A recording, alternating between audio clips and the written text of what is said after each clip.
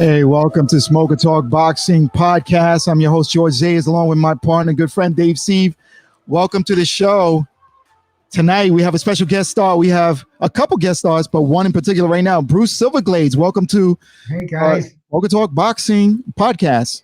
Good to see you. I miss all you guys. I miss boxing, so this is terrific. Yeah, this is awesome. This is a way to get connected with the COVID situation going on, and we thank you for joining us here on the show tonight, Bruce. So always a pleasure to be with you guys. Awesome. All right. So just a quick question, Bruce, about the state of boxing right now and the way things are going. I mean, I know it's a little bit crazy. Well, we should introduce him as the owner. Oh yeah. You know what? I do apologize. You're right. You're right, Dave. Yeah. You want to take that on? You can, Dave. Go ahead. Yeah. Bruce is the owner of Gleason's Gym. He opened up Gleason's Gym in the Dumbo area, which is down under the Manhattan Bridge overpass area. In other words, somewhere in Brooklyn, New York. And Bruce was a partner in Gleason's Gym when it was in Manhattan, right? When it was by Madison Square Garden? Right, 30th and 8th, right by the Garden. Okay. I remember actually training there and getting some sparring and getting my butt kicked quite a few times in that gym, sparring with professional boxers, but, really gritty stuff. I saw Roberto Duran do his pre-fight workout there. I saw a lot of things in Gleason's Gym that I would only dream to see. And then now you brought the legacy of Gleason's to Brooklyn, and you're the sole proprietor now, right? Sole proprietor, yeah. My partner from the Manhattan days, his name was Ira Becker, real good fella. But he passed away in 1991, and then I bought the family out. So I've been the sole owner since 1991. Wow. And I didn't introduce him because I didn't think he needed an introduction. Because when you talk about New York City boxing, you automatically think Bruce Silverglades and Gleason's Gym. So that's exciting to have you here tonight. Now we understand that most of the people that are and I got somebody in the waiting. I got Sonya waiting in the. Oh, great! Bring her on. Yeah, let me bring Sonya on. Hey, Sonya. Sonya, what's up? What's up, Kat? Try to get more of your face in the camera frame. She's chilling out. Sonya. There you go. Right now. All right. I got the Gleason's thing above me. See the Gleason's see it. thing? There you go. Absolutely. Sonya, heavyweight champ and also the vice president of USA Boxing Metro. And thank you for joining us, Sonya, as well. Let's get back. She's also a New York City school teacher. And yes. We should be very proud of that. Who's remote teaching. Yeah, it's just a really wild and crazy turn of events of what's happened since COVID. And, we want to go to Bruce real quick. Bruce, boxing right now is shut down essentially in New York. Your gym is shut down. What are you doing? It's not shut down in New York. It's shut down in the entire world. Wow. Yeah, the world. True. Right, because you have other Gleason's gyms, right? I have, yes. So, but everything is closed down. I have one in Rome. We had one in London up to a couple of months ago. We have one in South Jersey. A couple that are in negotiation right now. But boxing is totally worldwide shut down. Oh my God. Okay, so what are the trainers that are there, and where do these guys go to train? Because I know, there's in New York City we have the Ringmasters tournament right now going on, and that's come to a halt. Where are the boxers going to train? And the guys that specifically the guys that train out of your gym and work out of your gym, your independent contractors, if you would call them that, or. Yeah, I have 92 trainers, and they are independent contractors. Now the tournament is closed down along with with the rest of the world with boxing. So the trainers and the trainees really are not training anywhere legitimately right now. Many of them have gone into the park with some trainers. Up until we had the stay in place, a number of people were going. A lot of my trainers were going to people's apartments and homes and continuing training. But you can't train in those conditions for a competition. Right. I just lost my screen. I don't know if you can still hear me. Yeah, we can still hear you. So you know, the training for competition is really non-existent at the moment. But the people, the promoters, the amateurs, the professionals, they're all aware of that. So any competition would be postponed to give the competitors enough time to train. Okay, now I want to bring your website up for just a second because I want to show that to some of the people that are there. You put that up that you got remote training going on during this time. And then you also said some online sessions. You have a telephone number there, 718-797-2872 to schedule trainer time. Is Right. that What we've done, and I had when we first put this up, we got people to train that I didn't expect. I was looking for my local people that walk into the gym to train, but we've had people from London. I've had people from Canada. I've had people from other parts of the United States call in and look for training. And what I would do when we would get someone, we would contact the trainer and have the trainer contact the person individually, and they would set up the remote training through Skype or some other situation. But the people that call in, we then refer out to trainers, and I try to do that on as much of a rotating basis as I could. okay? Awesome. And we got Ray Cuadrado just popped on as well. Good. Joining us, Ray. Bring him in. The president of USA Yeah, Boxing. the president of USA Boxing is in the house as well. Hey, Ray, are you there? Can you hear us? I'm here. I can see you upside down. See me upside down? Am I upside down now? You're upside down. That. I usually am. Hey, Ray, it's good to see you, man. How you doing? Likewise. I'm doing very well, brother Bruce. Good to see you, man. Good. Right. All right, so I got a question too. Go in there, Dave. What do you guys, you know, that there's people that have gyms, and a lot of them are, free gyms or charity gyms, like the Cops and Kids gyms, the PAL gyms. What are you guys that make your living on gyms doing now? What are all of you doing? I mean, it's got to be crazy. Well, it's difficult. Yeah, I'm gonna tell you. It's I'm gonna switch over to a headset. Excuse me. Okay. All right. It's very difficult because we were closed down on March 16th, and from that day to today, there's been zero income coming into the gym. The major expenses I have, which would be rent and insurance, they don't stop, so you have to pay them all the time. So what we tried to do in the beginning was have the remote training and have some of those funds come into Gleason's gym, but it really didn't work. Logistically, it didn't work. So the trainers that we referred to the clients, and they were paid directly. So it's been very difficult. I've applied for the SBA PPP program. I missed out on the first go around, and I understand that Congress just approved it today, and it'll go to the president's desk either tonight or tomorrow. So I'm hoping that I'll be able to get some funds early next week. But that funds, the PPP, is basically for me to pay my employees. So I've been paying them all along, waiting for this reimbursement to come in, and I just hope that it comes through. But it's very tough. I'm 73 years old, and I've been working since the age 8. When I was a youngster, I used to grab shoe shine kits and go out to the local bars and shine shoes. I've had an income my whole life, so this is an experience that I'm really not used to, and it's tough emotionally. My savings account is holding up at the moment, but again, it depends on how long this situation goes. Wow. That's crazy. And we haven't gotten Ray back yet, right? And Ray also runs Brotherhood Gym, which I know that's his income, and without it, his back is up against the wall, So we'll talk to Ray when he comes back in. Yeah, Ray's back in.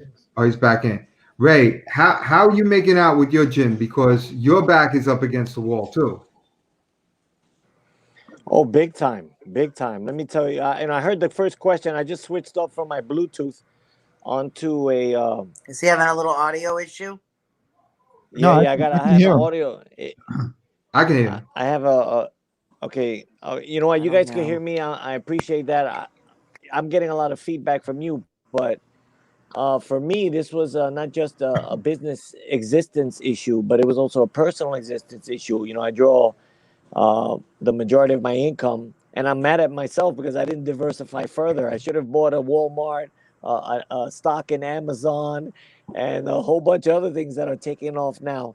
But uh, with that said, I've become an essential worker. I've taken up a part-time position or seasonal position at Amazon to make sure that my kids and I keep a roof over our head and the food on the table. But it's very frustrating now that I can't do what I've loved to do, and that is train boxers and clients and get them in shape. I'm also due to some misunderstandings about the stimulus programs, I failed to apply that first round. So now, with a greater understanding of what I have or what opportunities exist for a sole proprietor, I'm looking at exploring those options immediately. In fact, even after this round table that we're doing. Wow, that's rough. Yeah, I recently read an article in the New York Post about one of the trainers in particular out of Gleason's gym. We lost Sonya momentarily. Heather Hardy, and her challenge right now to put food on the table for her daughter. And I'm assuming that a lot of the boxers and a lot of the coaches are going through the same situation right now. Yeah, I would absolutely agree with that. I mean, I have a lot of trainers, and for the most part, the trainers, their full-time job is training people, but they're not individuals that have big bank accounts or save a lot of money or even make a lot of money. So when they collect their fee from their clients, they go home and they pay their rent, their mortgage, their car payment, and the rest of the home payments that everybody has.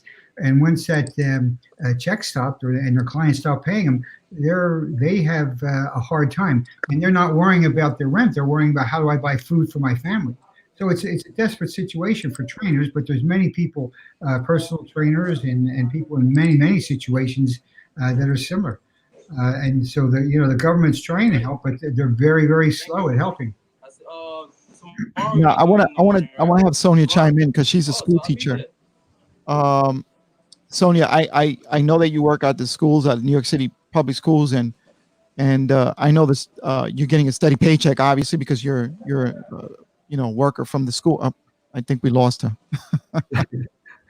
So you keeps popping out. Was that a sensitive question? Maybe I shouldn't ask. Hey, Sonya, you're back. Yeah, I guess it keeps. I don't know why it's popping in and out. It actually popped out when Ray was talking, so I was okay with it.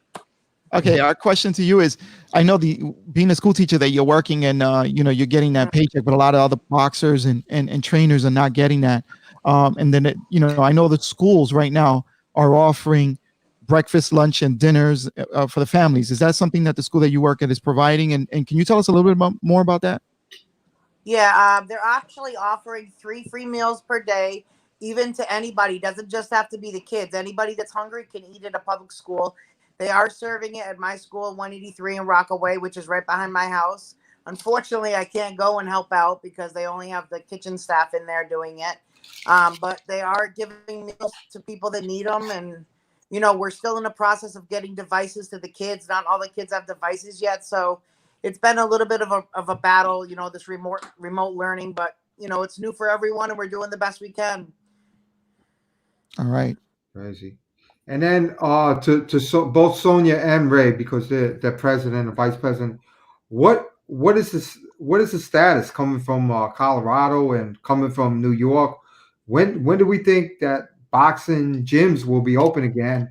And then once they get open, how much further before we get back into competitive events? Well, we got to wait for the go-ahead from New York, and we also got to wait for the go-ahead from Colorado, the national office, but they really haven't said much because they're kind of waiting for state laws and state mandates to kind of speak up and let us know. So I think we're kind of all on hold until at least May 15th. I mean, it'd be nice to open up the gyms May 15th and control the amount of people in the gym and use some precautionary measures to get everybody in and get them training. But, maybe competition won't be starting for a few more months. I'm not really sure because they haven't said much, right? I think Ray is frozen.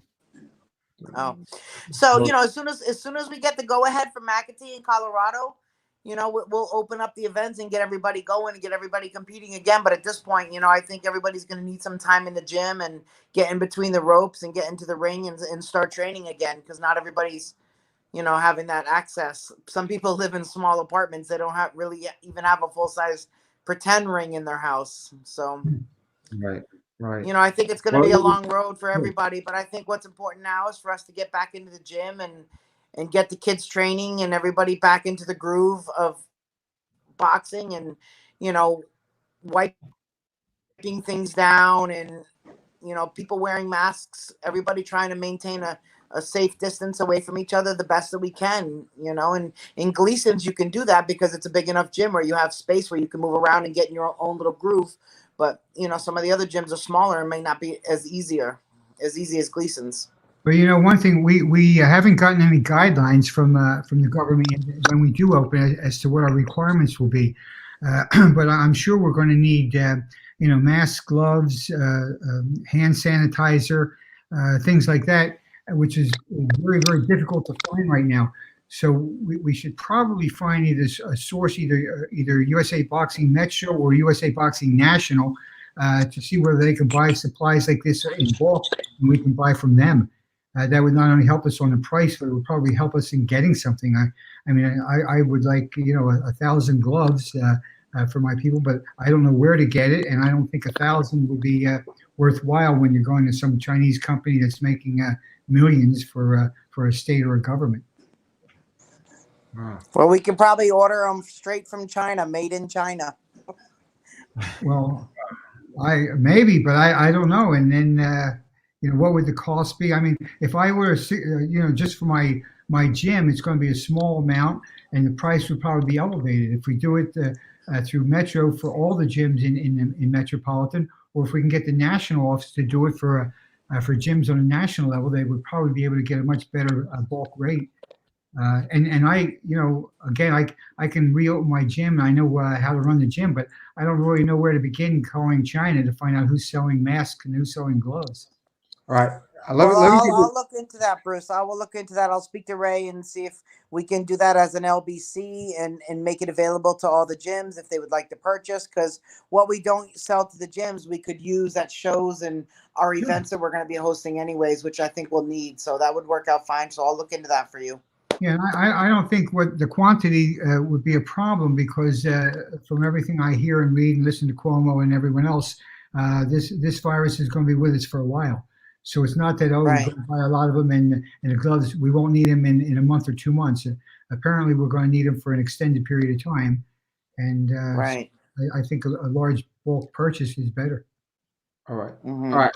I just want to ask a question. So both of you are envisioning a scenario where people are coming to a gym, not just boxing gyms, but all gyms, and they're putting on masks and they're putting on gloves and working out. Is that what you're saying? And then if we have an audience with spectators, like people in the audience are going to be wearing masks and gloves. Is this a scenario you envision? You see, we have no guidelines. So when Governor Cuomo says, okay, gyms and particularly boxing gyms can reopen, are they going to tell us, that people have to be 6 feet apart, which is going to sort of hurt sparring and things like that. And as far as putting on another show, I think it's going to be a long time before we get into that, because even though we can put a show on, who's going to want to come and be that close to people? Who's going to want to bring their kids and their wife to watch boxing? I think our boxing gyms are a little bit better suited than most other workout places, because we have a unique type of person. Anybody can go into to Equinox and try to pump weight and stuff like that, but only unusual people go into boxing gyms. They're dedicated, they're heroic, and so I think we'll get a lot of our membership back right away. I don't think we're going to get all of it back. I don't think I'm going to be able to get my numbers back up to what they were. The fight people, I think, will come in, but the mothers and the children that were coming in, and a lot of the white collar guys that would come in early in the morning before work, I'm not sure how many of them will get back right away. But when they do come in, I'm sure I have to have some provisions, whether it's given to me by the government or I have to come up with it myself. I've already purchased 3 thermometers, the type that you shoot at somebody's forehead and it tells you what their temperature is. And I'm just assuming that when the person comes in and I'll take their temperature is better than nothing. But I don't know. I mean, maybe the government's going to say, hey, people have to be 3 to 6 feet apart. They have to wear a mask. They have to wear gloves. I certainly have to have wipes and the sanitizer for anybody that wants it. So these are Well, things that we provide. we could also stream with Smoker Talk.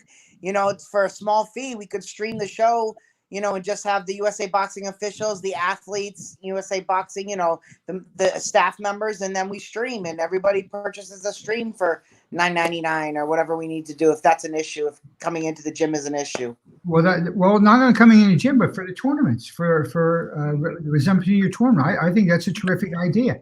We still have some of the preliminary bouts to go before we get into the garden. And the garden, maybe we can get people to sit 2 or 3 seats apart from one another. But going into some of the small gyms, it's difficult for them to raise money. So maybe we'd make it a closed circuit show, and then split the money with the Metro and with the club owner.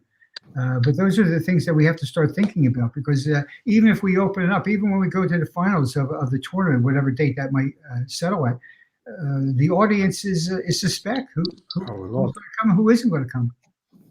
Right.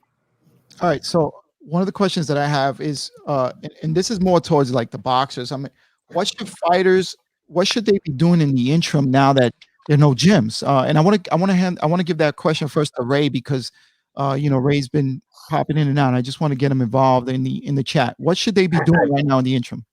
Thanks for the consideration. I think I fixed my technical issues. It's no longer upside down. Well, his mic's on mute. You guys are funny. So unmute your mic.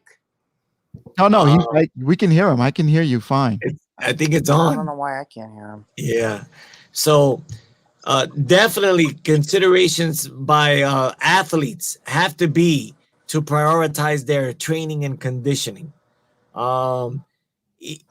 Myself, I make sure I work out 2 to 3 times a week just to make sure that I don't fall off, because, being quarantined into your home, you might as well be quarantined or chained to your refrigerator. That's a bad formula. I had already intended to reschedule a general weigh-in for all the kids, because we have a lot of kids that sign up to these tournaments.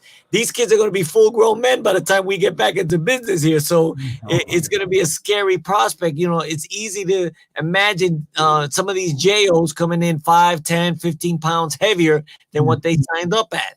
So because the food's not going away, thanks to our city, they're providing food banks, and public schools are serving as dispensaries for meals.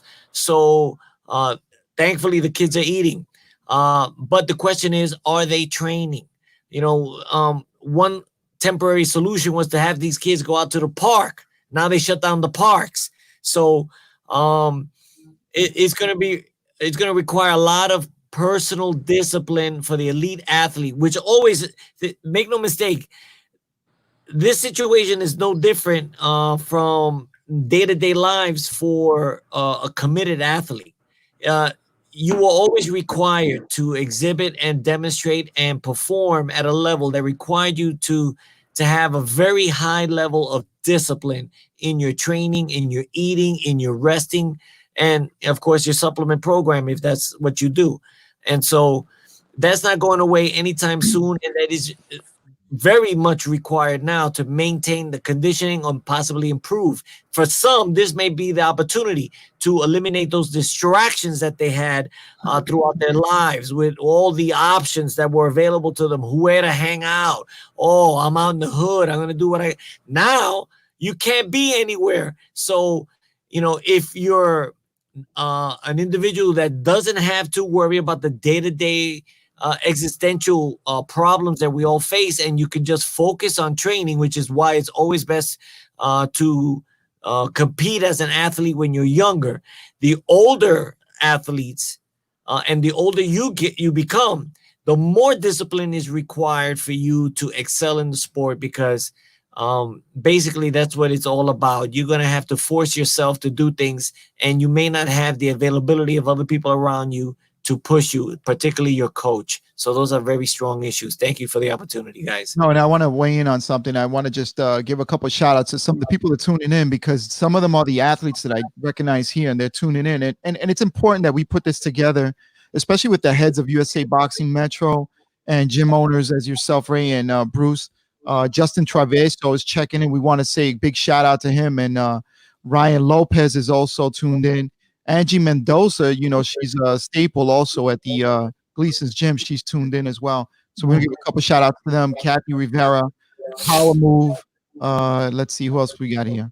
And some of the comments that like right now, Power Move says he's need to adjust to the times. The trainers need to connect with the athletes online. Trainers need to teach their fighters and clients train from him. So any you guys want to elaborate on that a little bit?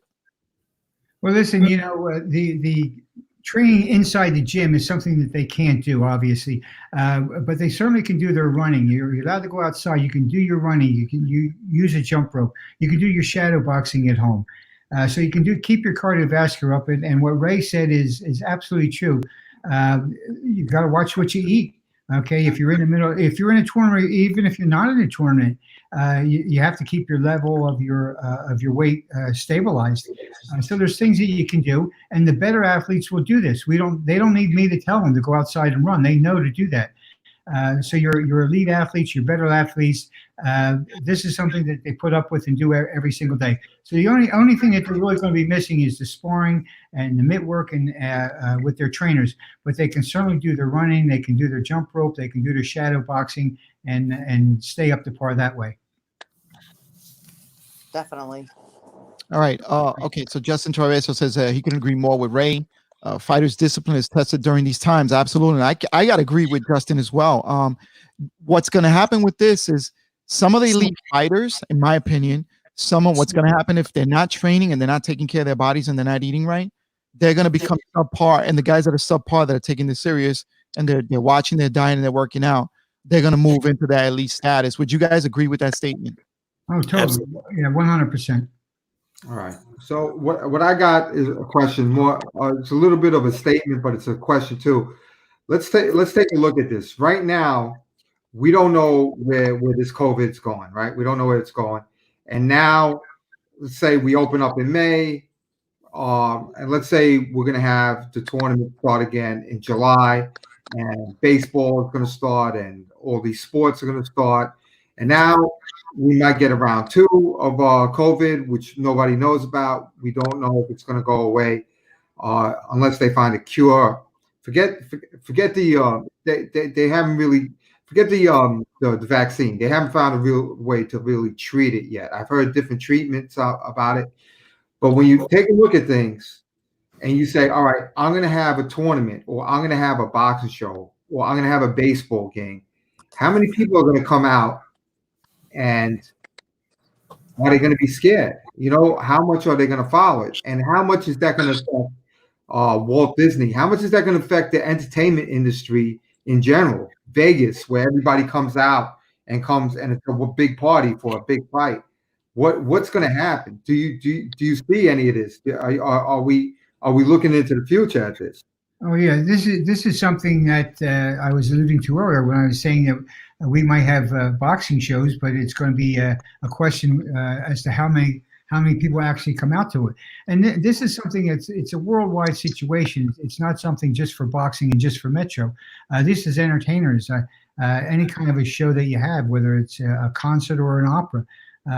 There's going to be a long time here. So just when we get the okay to go back, we have to realize it's going to be a slow process coming back, and it could take 2 years, 3 years. Certainly, once we get a virus,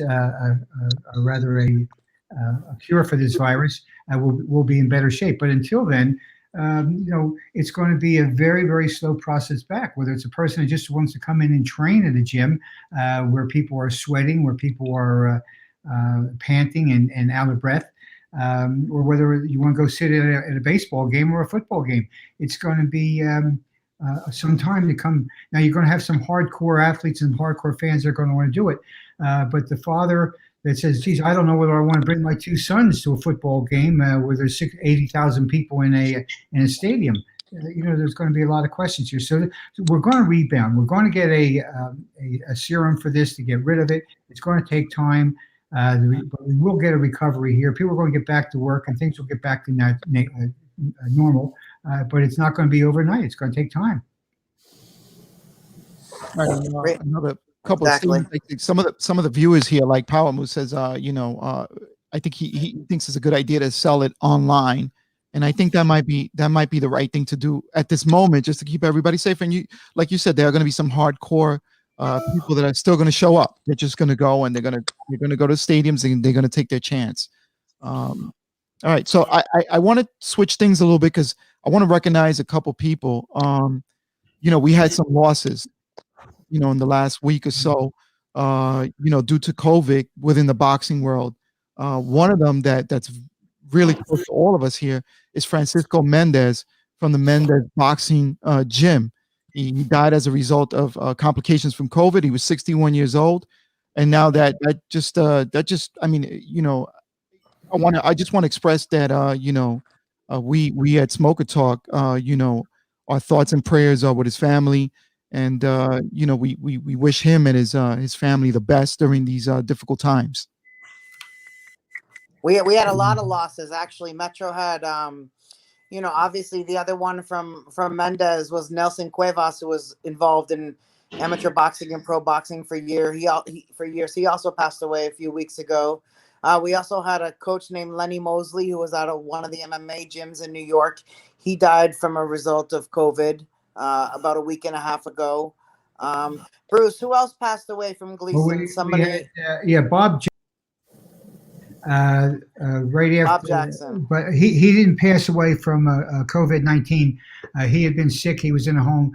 But he was a Hall of Fame trainer here out of New York. Very, very well known for years. Was a real historian of the sport of boxing, and he passed away in March. There was also a writer, New York writer who retired and moved to Florida that passed away. His name was Ron Roth, a real good writer, real good man, member of Ring 8. He passed away as a result of the virus. And I don't know if you guys saw that Tony Harrison, the champ from Chicago, his father just passed away, who was his trainer. Ali. Yeah. Yes. Absolutely. So there's been a lot of losses with this COVID-19, and these are the ones that we're just hearing about. I'm sure there's a lot of lower level ones that we haven't heard about also. Yeah, but one thing, I mean, and each person is a terrible loss, and Francisco was a terrible loss. He was a friend of mine. He had the Mendez gym. He was a friend of mine. He trained in Gleason's gym as an amateur, and he actually trained people at Gleason before he opened up the Mendez Boxing. But we're only mentioning a handful of people, which I think is a tribute to boxing. All the people we've mentioned are a little bit older. I guess Francesco was the youngest. But with so many people that have died in New York, there's very few that are boxing people, and I think that's because the sport of boxing keeps people healthy. Yes, they work out, they're strong, they watch what they eat. They're basically in good condition even when they give up boxing and they stay in the sport as a trainer. So boxing again has helped a lot of people. I'm sure boxing has saved a lot of lives during this bad time. I echo that. Okay, and one interesting question that's posed by one of the viewers here, Ryan Lopez. He says MSG should allow fighters. Now, I want to ask if this is even possible, because and I don't think it's feasible or possible. I mean, it's a financial situation, but he says MSG should allow fighters to fight in the finals at the Garden and partner with Metro to have a live feed that people can pay to watch, like pay-per-view. everyone breaks bread, win-win for everyone. Now, I want to throw that question back to you, Ray. Is that even possible? You're the president of USA Boxing here in Metro. Is that even feasible or even financially responsible to do something like that? Well, first of all, it would be tremendously innovative if that can be pulled off. But the fact that we're in the garden at all is a testament to the type of individuals that we surround ourselves with, namely the people on this cast right now. We're about innovating and doing what is necessary for the benefit of both our organization, our athletes, our clubs, our coaches, and of course, our partners. And one of the biggest partners that Metro has right now is Madison Square Garden. So, in order to make sure that an event like that takes place under those type of circumstances, it has to be something that is mutually beneficial for all of us.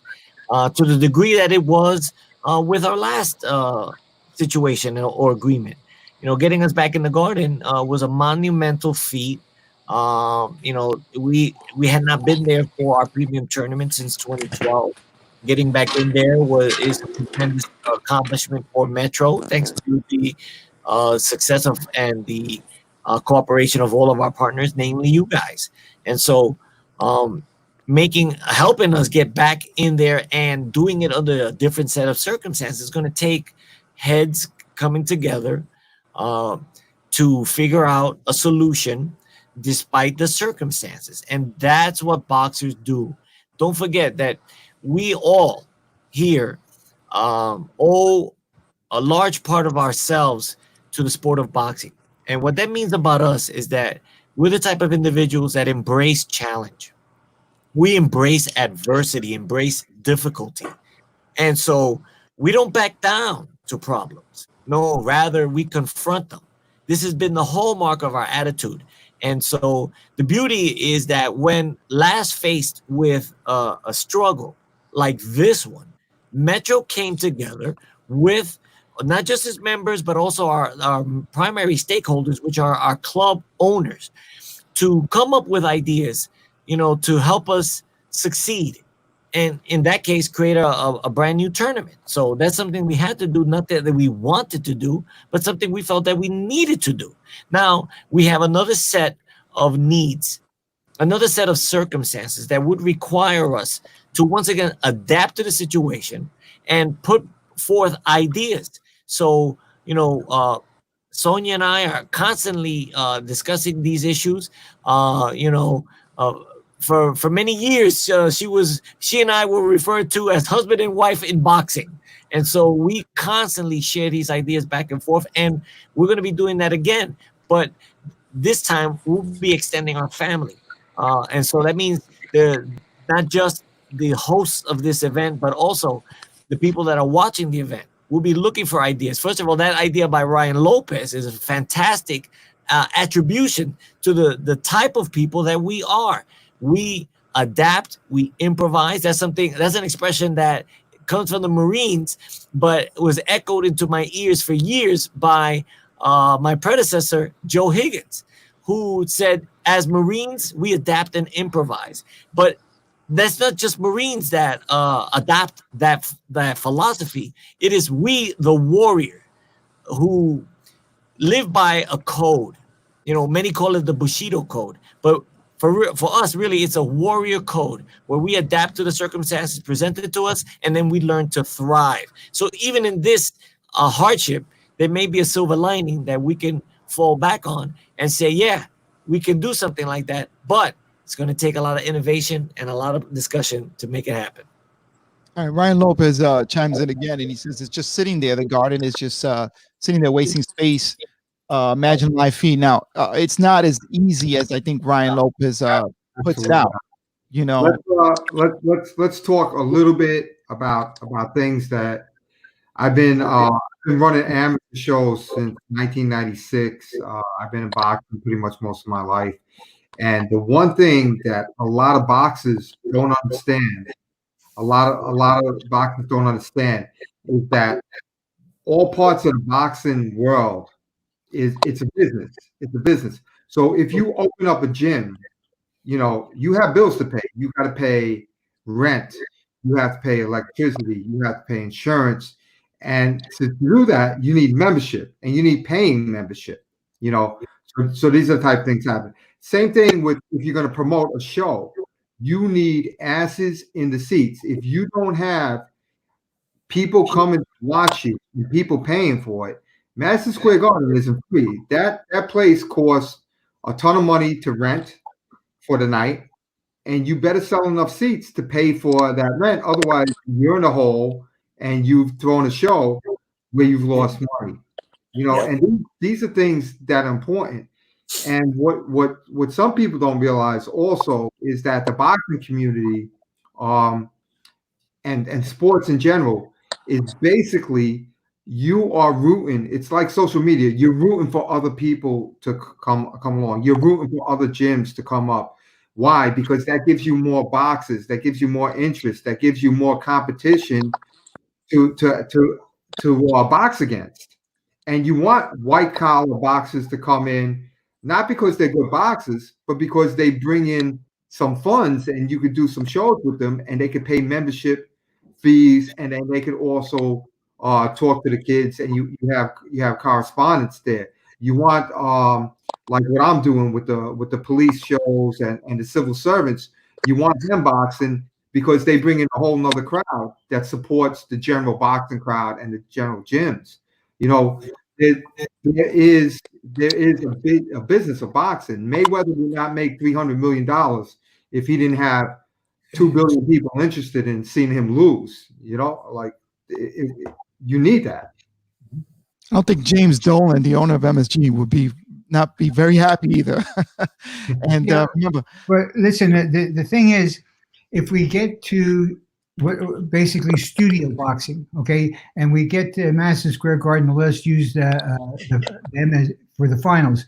We don't have to physically be in the big garden. We don't have to be in the theater. We can set up in any location that they want with their banner in the background, and so it would be much less expensive. Basically, what we need is their advertising. We need their social media. We need their email blast to tell people to tune in, watch the finals, and the marketing of the program would be what the expensive part is, and that's what's needed. The physical location would be a ring, a 20-foot ring, with the chairs around it for the officials, and a spot for you guys to do your broadcast, and then it's a pay-per-view event. But Madison Square Garden would be the main sponsor, but we don't have to physically spend $100,000 that night to rent their theater. We don't have to be in their theater. Well, here, can I just add something to that? I've boxed at Madison Square Garden 4 times, and I would be devastated if I made it to the finals and didn't get to box at the Garden. So if we have to do that, fine. But I think that MSG is going to be in the business to negotiate because they've been without business for so long. So we might be able to get a really good deal that puts us in the Garden for the kids to box there and for us to be there, and we still stream it. You know, it's still a possibility because that would be devastating to make like a fake MSG and have the kids box there. I think they would really want to box in the Garden under the bright lights, you know, and plus the crowd is what makes it for you. Well, the crowd will be half the crowd that we would want, but that would be okay. Still, 3,000 people cheering you on would be great, and then a pay-per-view on top of it would, I think, really put us over the top.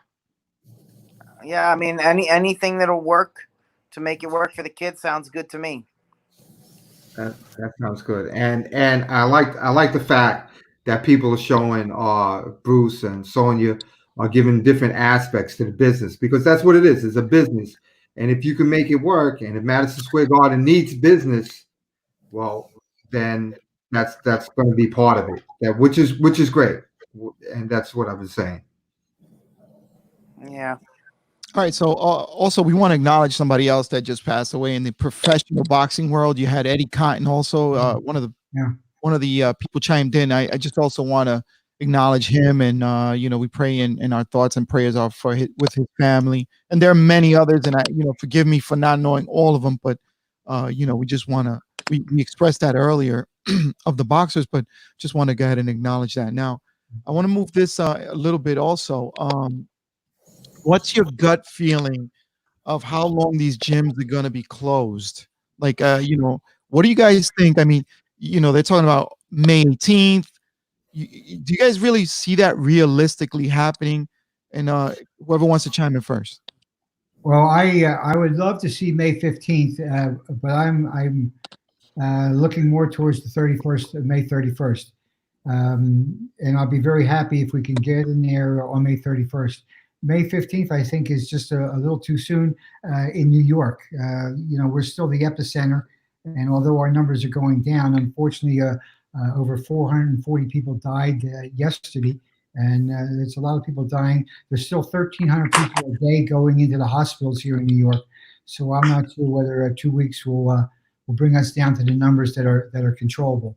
But I think possibly the 31st is more realistic. All right, you want to chime in on that? Yeah. One of the most foretelling markers of a looming or an impending shutdown was when the IRS extended the filing deadline to July 15. So when we heard, okay, we're going to quarantine to April 15, but the extension was to July 15, okay, I'm not a smart guy, but something here doesn't add up. And so that was basically the way to tell us, okay, we're going to give you information on an as needed basis, on a need to know basis. And we're going to shut you down for a long time, but without letting you know we're shutting you down for a long time. And that's the psychology that's being applied to us. And it's smart. It's a way of avoiding the problems that happen when people face despair. If you're locked down for a long time, you don't have access to resources. You get desperate. People commit crimes. There's riots. There's a whole bunch of stuff. And as we already see I'm not going to say civil disobedience, but I'm going to say that we see the protests because one of the great pillars, if not the greatest pillar of our country, is freedom. And so we have people that drive, and there are deaths as a result. We have people that smoke and drink and do all manner of activities. And I don't start listing details or be labeled as a denier. I'm not. This is a serious pandemic of tremendous proportions. However, with that said, we have other issues that also threaten us that we must also deal with. And, to hear a politician that says, we need to shut down our businesses and just one person dying, if we save one business or if we save one person by shutting down every business in New York, it's worth it. Well, nothing could be further from the truth. That is simply illogical, to say that and to believe that. And but that's politics. I don't want to play politics. I want to play realism. And I'm in favor and I'm aligned to what Bruce says, that while May 15 is the start date, I think they're just drip drabbing us. New York will be last to be able to allow to go back in. And I think that we're not getting all the facts, particularly those of us in New York. And we may be shut down for longer than May. And even if we're allowed to open back up, like Bruce has, I've purchased my thermometer, my disinfectants, my rubber gloves, and then of course the face masks. So I don't believe that we're going to be allowed to start back up so soon, but I pray for it and I hope that we are. And having a set of protocols for safety is something that we all need to consider going forward, and it's something that we all would gladly participate in if we would be allowed to reopen sooner than later. All right, so I want to give a shout out to Ray Campbell from National Grid. They're also tuning in as well. Big shout out to Ray, for tuning in here, and because National Grid is now involved with the smokers, and we welcome you, within our fold, and thank you for being there. He's joined with a lot of membership, so we're really happy too. Yeah, definitely. He came in deep. He came in very, very deep with National Grid, and there's a lot of fun with that group. National Grid is high powered. Yeah, well, for sure. No pun intended on that one, right? Right. Yeah, they're bringing that gas. They're bringing that gas, baby. All You right. don't want to mix the gas with smoke. Well, you know what? Let's give a couple of stories out. I heard a great story, and I want to share this. I'm hearing different stories about people getting COVID and getting successful. I think the best story I heard is from George's cousin. George, can you tell us about that? Like some couple people died in their family, please. Yeah, it was actually my brother-in-law's brother. So his sister died. My brother-in-law's sister passed away of COVID. Her brother was also diagnosed with COVID. But he decided he wasn't sick enough to go to the hospital because they were telling people not to go to the hospital. She went, she got intubated, she wound up passing away like 2 weeks later. Unfortunately, she was 40, I think she was 48. Now the brother is a little bit younger. He's in his 40s as well. But what he did is us as Latino, Latin people, we have our own home remedies, and we did something. They did something that he took some aspirins with some lemon, ginger, and he mixed it in all together. Put it, heated up the water, drank it as a tea. He did that immediately. Within the next day, he was feeling better. Now, I'm not a doctor, and I'm not saying this is a cure for COVID, but this is the results that we've been seeing people taking this and getting better as a result of it. So it's a lemon. They take the lemon, they squeeze it with the whole with the peel, honey, aspirins, and they put the aspirins inside the hot water with that stuff, and they drink it. It's a concoction. It's been helping, and that's what I've heard. So I don't know. Like I said, I'm not a doctor. I'm not a Santo hallelujah. Yeah, exactly. Well, listen, I think those things are positive, and I'm going to tell you a story from a doctor too. I'm not going to mention his name, but he says, listen, if I get sick, he'll take care of me. He's got something. And the reason I say this is because if you take a look at doctors, right? One is this doctor is willing to do this because he treated several other doctors himself. Several meaning three doctors that were very sick, and he helped them. And he gave them not the Z-Pack, but something in the line of the Z-Pack. And he says, I don't understand why they're not pushing it. I've heard of good results with this. And I can tell you why they're not pushing it. It's because there is a generic version of this that you could get. So you could get the generic version in the drugstore with it. That's something. And then I also heard something in California where these guys have come up with a cure to pancreatic cancer. I don't know about this guy, but all I know is that he owns 3 companies, and he's using the same method of injection. He says he's ready to go. And I'm just going to say that when you deal with doctors, they're mandated to follow the AMA. They have to give you what's prescribed, and they have to go through a formula, So now during these times, I think you got to step to the left a little and step to the right a little bit. And, listen to other people, listen to the success stories. Of course, take care of yourself. But see now, Matt Russo is selling ginger, lemon, honey, and sea moss. And sea moss, I'll tell you, any Jamaican will tell you that's the healthiest thing in the world. And I don't believe the Jamaicans even get COVID. These are things that I'm not putting out there as like, this is a hoax or anything. I know a lot of people are dying, but the doctors are mandated to prescribe certain medicines and to follow a certain order. You have to be able to treat some of this stuff yourself as well. All right, so and others chiming in. All right, so we'll give a little plug to Chef's Choice. If you need ginger, lemon, or honey, go to Chef's Choice. All right, so I want to move it a little bit, and I want to ask Ray Cuadrado. Have you heard or been in touch with Colorado? And if so, what are they saying about this whole thing? Wow. Well, one of the great things about belonging to a national organization is that they are taking this issue seriously. we've shut down boxing, not just nationwide, but worldwide. The Olympics is on hold and it's postponed. We were holding our Olympic training camps, shut down, everybody go home. So yes, the presidents of each LBC have been on meetings weekly. Initially, it was twice a week. I pass on all my notes to my board members, my beloved board members, who without which this organization would not be where it's at.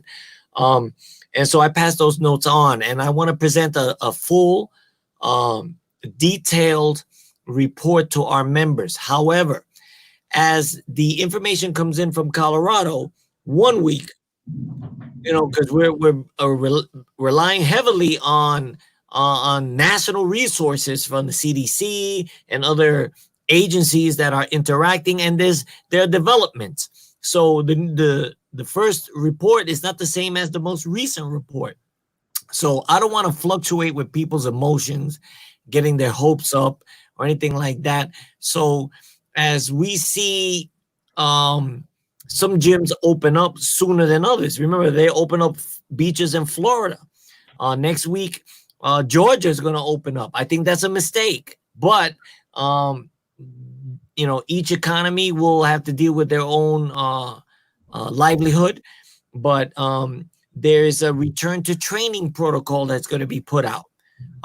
USA Boxing already put out, which the board of administrators has sent out to each and every one of us, a COVID survival package for gyms and coaches to take advantage of whatever resources are available to them. And then now there's a return to training, tier 1, because first thing is you're going to return to training at a gym. Second, you're going to return to controlled sparring, to get your range. And then, thirdly, you're going to return to competition. So there's different degrees, different stages. And so Colorado is putting forth some information. This evening, I passed on some information to my board members. I'm not at liberty to disclose that yet, but in the very near and immediate future, Colorado will be putting out things. I like how they preview our board so that we stay in tune. And then I expect in short time, probably in a matter of hours or days, more information will return. And we can't be haters if in Utah they're training in their gyms and they're open, and New York is still shut down a month later because of the severity in how the disease has affected different regions. And that may be what we see. Right, and that was going to be my next question, and you answered that, and thank you. But then, is USA Boxing giving like USA Metro like an extra month? Because I mean, the guys are definitely not going to be in training shape to jump in right into competition level right away. Is that going to be considered? I mean, is that okay to ask, and without disclosing too much of what the conversations you've had with Colorado? Yes, I can tell you that is okay. That's one of the reasons that in consultation with, listen, I don't do anything. Sonya doesn't do anything. Sonya and I, we talk about these things. Our board, we're constantly in touch with each other. Sometimes we're better off if we don't have all the facts, say nothing. But I can tell you this, that what we know for sure is that New York is not going to be left out of the loop. We are one of the most successful LBCs in the country. We've earned the respect of our national governing body as a result of our conduct, our behavior, our organizational structure, and the fact that, we do what is right by our people. And that's what we've always been about.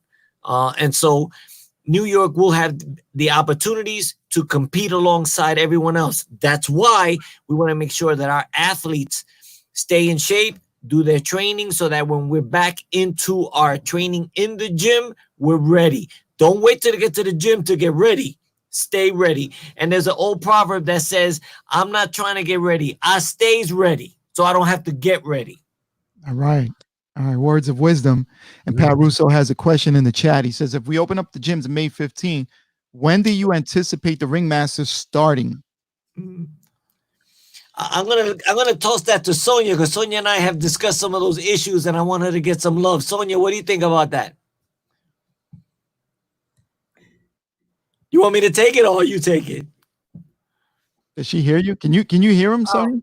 I can't hear Ray actually. Okay. So All right, I just I'm gonna wait for him. Ray not here, Ray. The question was by Pat Russo in the chat. He goes, if we open up the gyms May 15, when do you anticipate the ringmasters to start?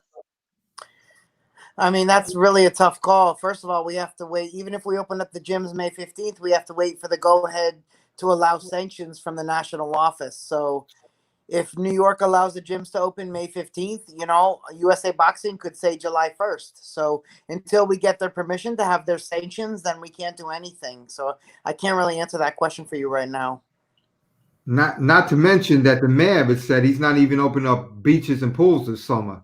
If he's not opening up beaches and pools this summer, how is he opening up, you know, concerts and other shows? Well, I think what he means about the beaches is he's not going to have the budget for lifeguards, but people are still going to be able to go to the beach and sit there and, you know, get your feet wet. But, you know, it's going to be really difficult to close the beaches. I live on the beach. It's going to be really hard for them to do.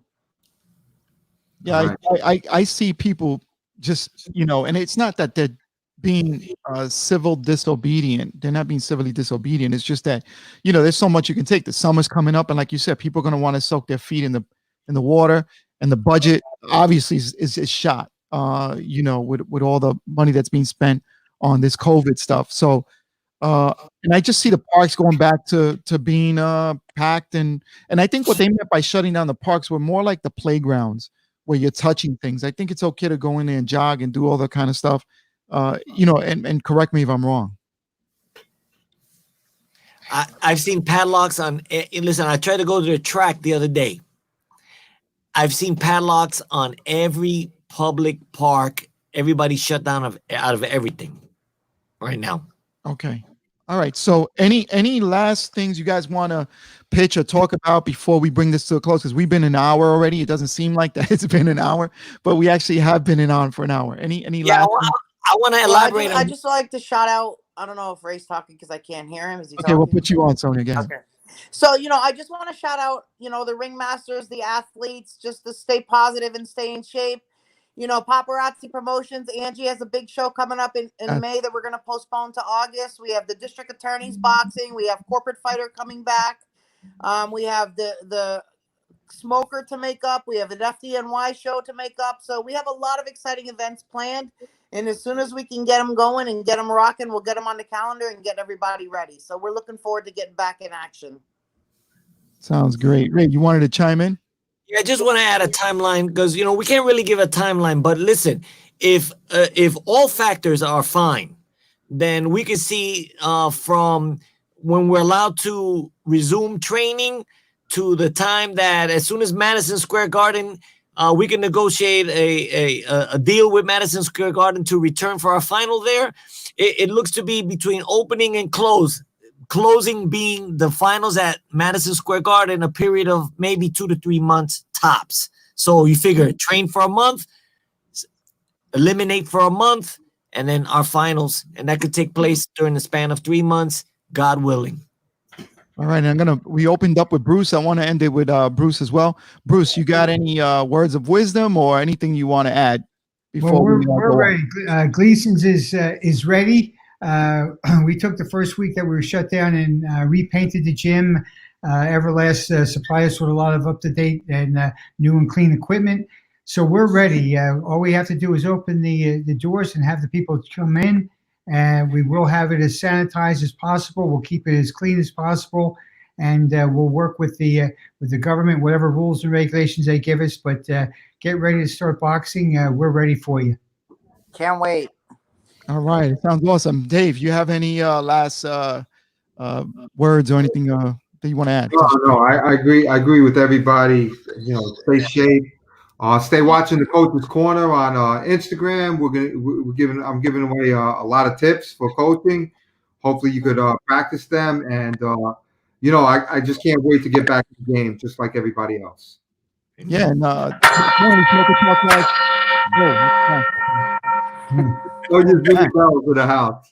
That's the end of the round.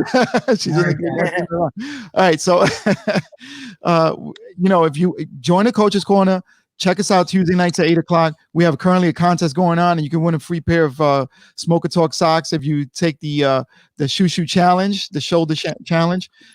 Check us out. Give us a like. Listen, we want to thank everybody that tuned in. Thank you so much. Thank you for Bruce, Ray, Sonya, Dave, and myself. We appreciate you guys. We can't wait to get back, and we'll see you guys next week. Soon. Yes, next week. Likewise. Okay. All right. Take care. Bye-bye. Yeah, Good man. night. Bye. Good night, All right. everybody. Ding, ding.